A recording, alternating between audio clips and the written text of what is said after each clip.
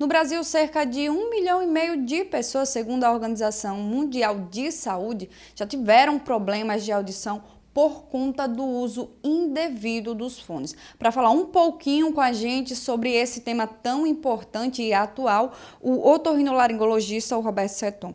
Doutor, realmente o uso incorreto do fone pode sim ocasionar em perda auditiva?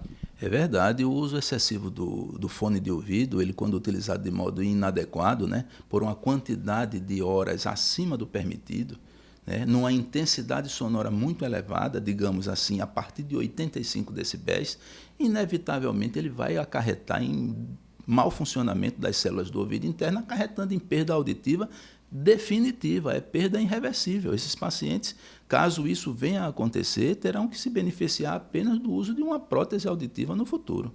Doutor, é bom frisar que a gente não é contra o uso do fone de ouvido, mas a gente está alertando o uso por grandes quantidades de hora e também em um volume excessivo. É verdade, o fone de ouvido é uma coisa legal, é uma coisa maravilhosa, você poder curtir uma música, né? Fazendo uma caminhada na 13, por exemplo, é maravilhoso. Nós alertamos apenas o seguinte, você tem que utilizar numa intensidade sonora adequada, não vai colocar uma coisa num som extremamente elevado, que impeça, inclusive, de você compartilhar dos acontecimentos que estão ao seu redor. Então, o som, a intensidade sonora adequada seria um som que permitisse você escutar as coisas que estão ao seu redor, algo no máximo em torno de 80 decibéis. A partir daí, a gente já começa a ter risco de ter realmente dano às células do ouvido interno.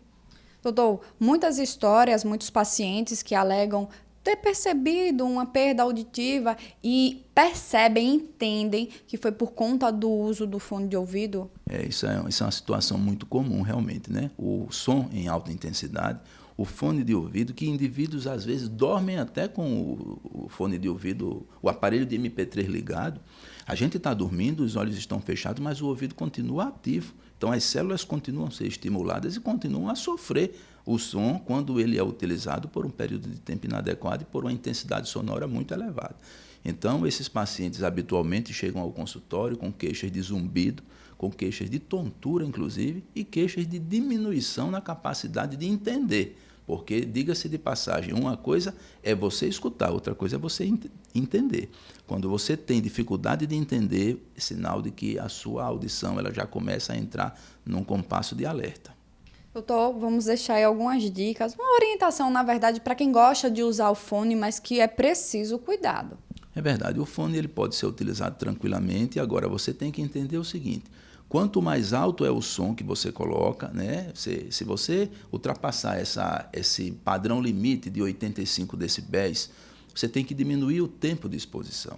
Então, à medida em que você avança a cada 5 decibéis, vamos dar um exemplo, você pode utilizar com segurança um som em até 85 decibéis por 8 horas. Se você passar para 90, você já reduz para 4 horas a quantidade máxima de exposição diária. Se passar para 95, já reduz para 2 horas e assim por diante. Então, a melhor recomendação é essa, usar com muita prudência, usar com responsabilidade, para que você possa evitar consequências futuras, né, e efeitos nocivos à sua audição. Obrigado, doutor. Você acabou de conferir aí mais informações sobre o uso correto do fone de ouvido, que tem levado a muitas pessoas até a perda auditiva.